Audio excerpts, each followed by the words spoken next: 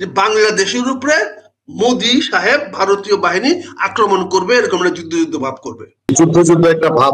কেন বাংলাদেশের দিকে ইন্ডিয়া অ্যাটাক করবে, কি করবে? আমেরিকার সোলজার আসা, তথ্য উপদেষ্টার এই গৃহযুদ্ধের আশঙ্কা, বা গৃহযুদ্ধ না বললেও সংঘাতের আশঙ্কা, এবং বিভিন্ন দেশের সেনা, ঊর্ধ্বতন সেনা কর্মকর্তাদের আনাগোনা, আসলে কিসের লক্ষণ দেখতে পাচ্ছি? আপনার কাছে বিশ্লেষণ জানতে চাই। Mahfuz is a very young, state forward, upright ছেলে। আমি ছেলে বললাম, সরি, তারা ছেলে এখন অনেক বয়স তাদের হয়েছে। তাদের ভিশনারিজ ভিউ আছে, তারা আমাদের মতো অন্ধ নয়, তারা সামনে দেখতে পায় আগামী। তারা এই প্রজন্ম, কিন্তু তারা এই প্রজন্মে হয়েও তারা কিন্তু ডিজিটাল যুগের, এবং ফলে তাদের তথ্য প্রবাহ অনেক বেশি তাদের কাছে, এবং সে তার উপরে সে আবার তথ্য উপদেষ্টা। ফলে যেহেতু সে একজন সচেতন ব্যক্তি এবং খুবই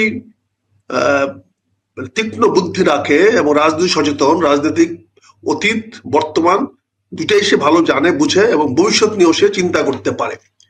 আমি যতগুলো বক্তৃতা শুনেছি, হয়তো ছোট দল হওয়ার কারণে বা রাজনৈতিক শক্তিটা হারিয়ে ফেলার কারণে তারা এখন জাতির উপরে এত প্রভাব রাখতে পারছে না, কিন্তু তারা যে কথাগুলো বলে, বক্তব্যগুলো বলে, সেগুলো কিন্তু অনেক বেশি অর্থবহ এবং অনেক কিছু ইঙ্গিত বহন করে। কাজে মাহফুজ যে কথাটা বলেছেন, এটা আমি তার সঙ্গে অনেকটাই মানে সহমত পোষণ করে বলছি যে আসলে বাংলাদেশের রাজনীতিবিদরা সংঘাত ছাড়া কিছু বুঝে না, একে অপরের গীবত গাওয়া ছাড়া, একজন আরেকজনের বিরুদ্ধে কথা বলা ছাড়া, কারো বিরুদ্ধে ছাড়া। আপনি এখন পর্যন্ত দেখেন একজন কোন একটা রাজনৈতিক দল তার দলীয় নেতাদের ছাড়া অন্য কোন নেতাদের, অতীতের নেতা বলেন, 50 বছর, 100 বছর, 1000 বছর আগে নেতাদের বলেন, একজন নেতার মুখে দেখবেন কিনা যেই নেতাদের অনুসারী তারা না, বা যে ধর্মের অনুসারী তারা না, বা যেই গোষ্ঠীর অনুভূত তারা না, তার বাইরে কাউকে তারা ভালো মানুষ কাউকে দেখে কিনা, তাহলে মানুষের কোনো বক্তব্যকে তারা হাইলাইট করে কিনা, বা তাদেরকে নিয়ে কথা বলে কিনা। এই দেশের রাজনীতিবিদরা প্রাথমিকভাবে যেটা হচ্ছে, সবচেয়ে ম্যাক্সিমাম অশিক্ষিত, লেখাপড়া করে না, সারাটা দিন খালি পান খায়, গল্প করে, আড্ডা মারে, আর তদবির নিয়ে বেঁচে থাকে। তাদের পদগুলা তারা বাগাইতে হয় তদবির করে, এরকম কোনো কার্যক্রম করে নয়। তারা নিজেরা চাঁদাবাজ এবং তাদের চারপাশে চাঁদাবাজদেরকে রাখে। আমি সরি, এই কথাটা আমি বলছি সকল নেতাদের বেলায়। বর্তমানে বাংলাদেশের রাজনীতিতে এমন একজন নেতা নাই যারা নিজের কামাইয়ের বাইরে বা অন্যের সাহায্য সহযোগিতা ছাড়া রাজনীতি করে। এটাই দুর্ভাগ্যজনক। ফলে কি হচ্ছে, তারা হলো ভাগাড়ের শুয়োরের মতো, নিজের খাদ্য আহরণ করার জন্য ঘেউ ঘেউ ঘেউ ঘেউ করে। আপনি দেখবেন যে কুকুর যে জাত, কুকুর কিন্তু যত না বেশি খায় তার চেয়ে বেশি ঘেউ ঘেউ করে, কারণ সে কিন্তু উচ্ছিষ্ট খাবারই খায়, সে কিন্তু তৈরি করা খাবার খায় না, সে ভালো বেছে কোনো খাবার খায় না, এবং সে সবসময় খাওয়ার জন্য চিৎকার করে, এবং কাকে একটা জিনিস কাকা করে। তা আমাদের রাজনীতিবিদদের মধ্যে এই চরিত্রটা খুবই প্রকট। আমরা তো কাওয়া কাদেরকে চিনি, কাওয়া কাদের বলতাম, এবং আমাদেরও আমাদের মধ্যে এই অভ্যাসটা আছে যে আমরা সবকিছুতেই ঘেউ ঘেউ করি। আমরা ঘেউ ঘেউ করে অযথা অপ্রয়োজনীয় নিজেদের প্রতি দৃষ্টি আকর্ষণ করার চেষ্টা করি।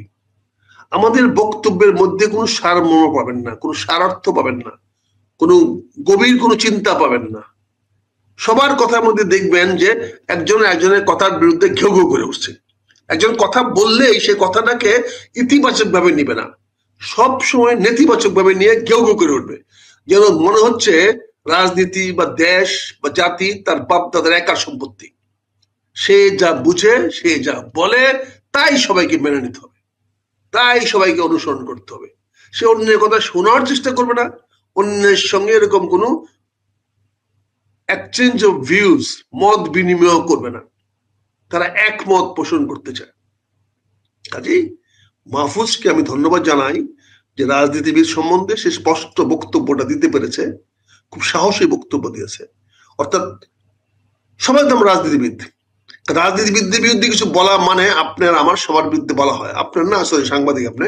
কিন্তু আমরা যে রাজনীতি করি, কোন একজন রাজনীতিবিদকে যদি আমরা দোষারোপ করি, তার দোষটা কিন্তু শতভাগ আমার উপরেও পড়ে।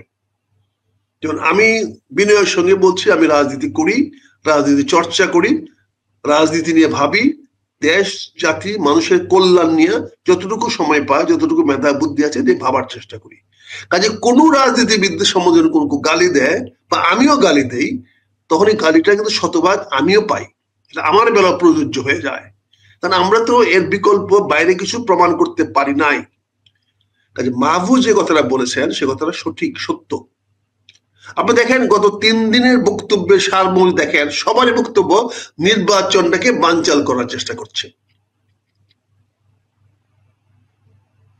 এখন আমাকে বলে নির্বাচনটা বানচাল করার চেষ্টা করছে, সবাই বক্তব্য দিচ্ছেন, কে করতেছে? বাংলাদেশে নির্বাচন বানচাল করার ক্ষমতা কি জাতীয় পার্টি বা আওয়ামী লীগ বা আওয়ামী লীগের দোসরদের আছেন? যদি থাকে তাহলে পরিষ্কার করেন, বলেন যে আওয়ামী লীগের দোসররা বাংলাদেশে এত বেশি ক্ষমতাশালী, এত বেশি প্রভাবশালী, তারা জনগণের এত বেশি কর্তৃত্ব নেতৃত্ব দিতে পারতেছে এখনো, যে বাংলাদেশে আসন্ন নির্বাচনটাকে তারা বানচাল করতে পারে।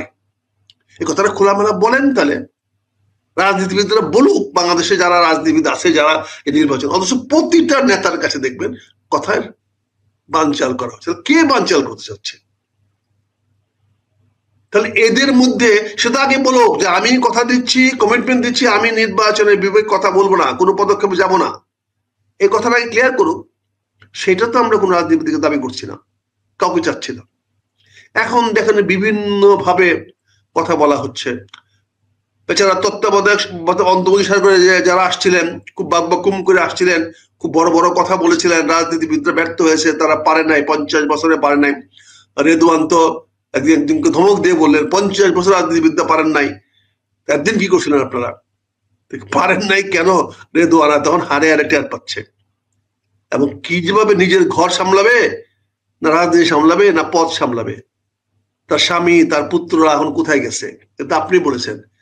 আপনার কাছ থেকে শুনেছি তার পুত্র এবং তার স্বামী মহোদয় সাহেব কিভাবে এখন এই দেশটাকে লুটে খাওয়ার চেষ্টা করতেছেন। কাজেই মাহফুজকে ধন্যবাদ, এবং আসলে জাতি একটা সংঘাতের দিকে যাচ্ছে। কারণ আমাদের দেশে এই মুহূর্তে, এই সময়ে পাকিস্তানি বলেন, আমেরিকান বলেন, ওই জেনারেল ফেলান আসার কি দরকার?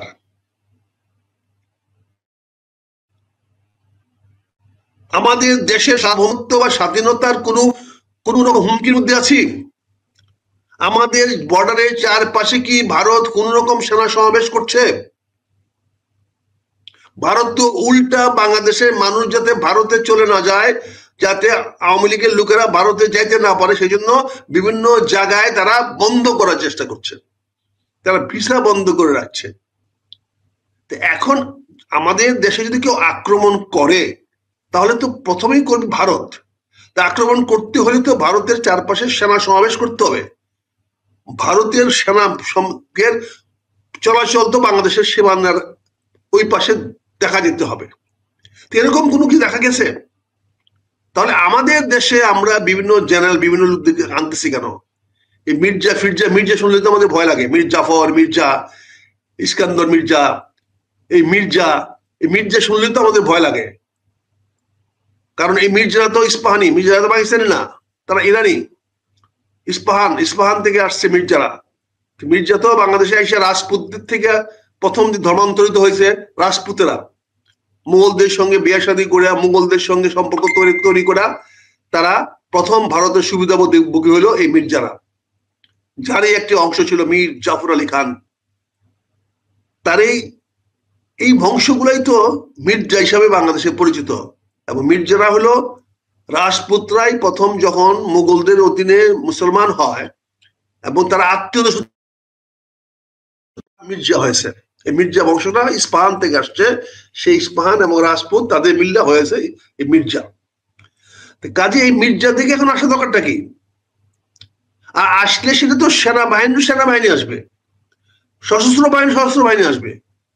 এখানে নিরাপত্তা উপদেষ্টার সঙ্গে ওদের চিফ অফ দ্য চেয়ারম্যানের কি সম্পর্ক?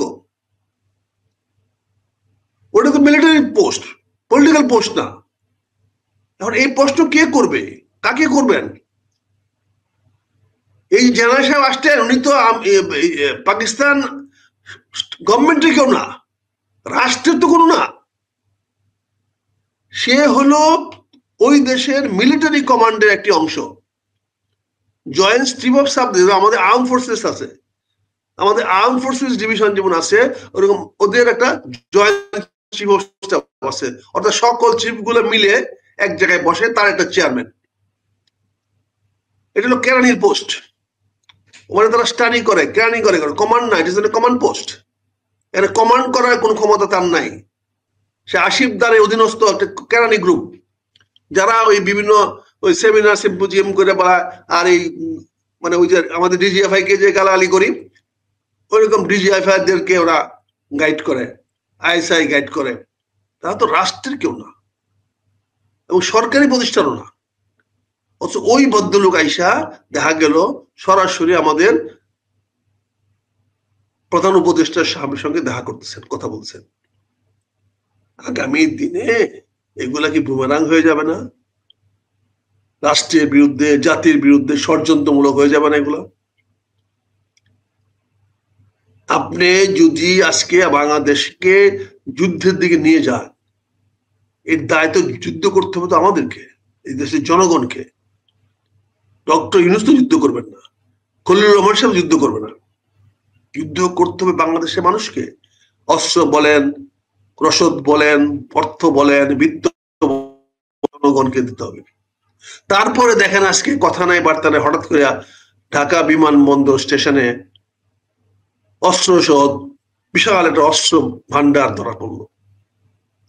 ভাই, আন্ডারগ্রাউন্ডে আর 10টা পিস্তল ইজ নট এ জোক।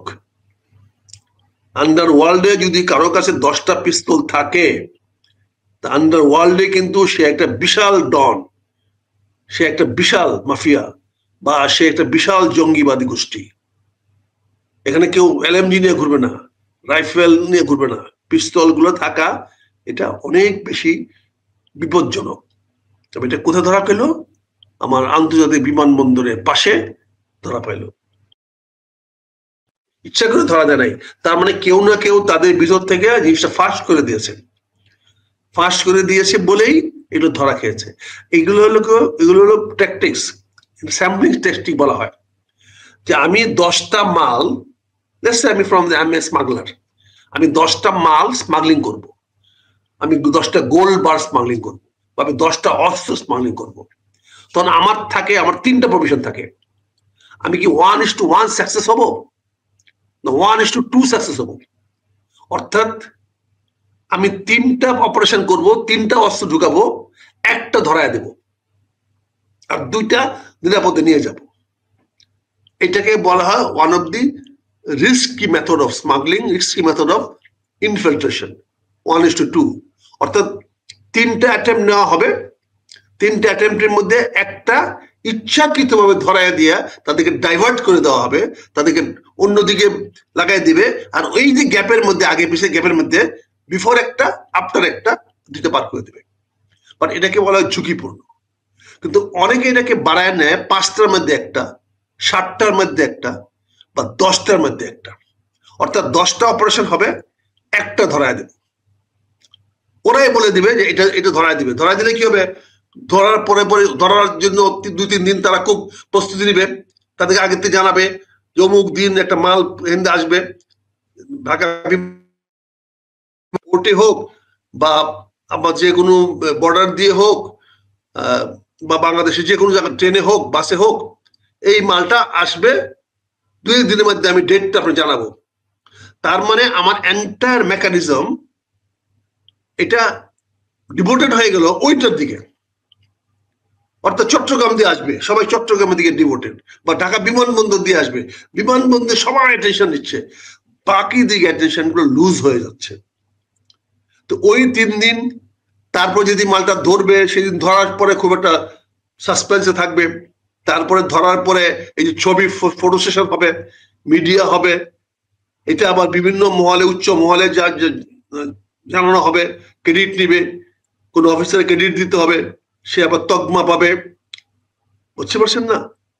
এই ফাঁকে দেয়া যারা যেটা করার চট্টগ্রামে ব্যস্ত রেখে যশোরদের করায় দিবে, যশোরে ব্যস্ত রেখে ময়মনসিংহে করায় দিবে, এইভাবে এটা মাফিয়ারা করে থাকে। এটা মাফিয়া ট্রেডিং, এটা মাফিয়া ম্যানেজমেন্ট।